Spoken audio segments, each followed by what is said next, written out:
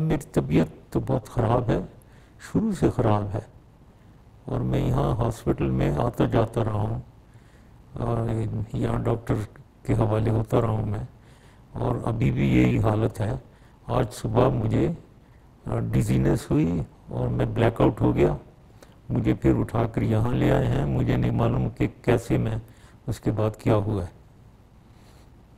یہ کیس میری نظر میں بالکل بے بنیاد ہے،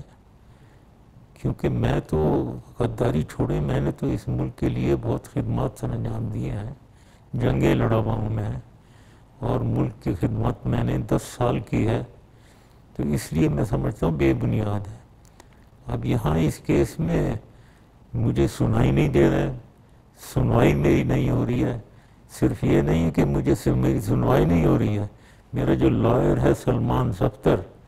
اس تک کو سن نہیں رہے ہیں، تو میری نظر میں یہ بہت زیادتی ہو رہی ہے، انصاف کا تقاضا پورا نہیں کیا جا رہا ہے۔ اب وہ کمیشن کہتے ہیں کہ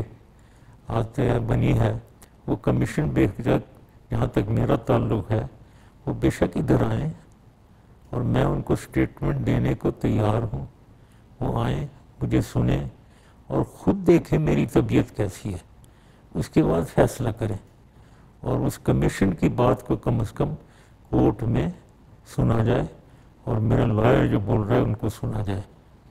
امید ہے کہ مجھے انصاف ملے گا۔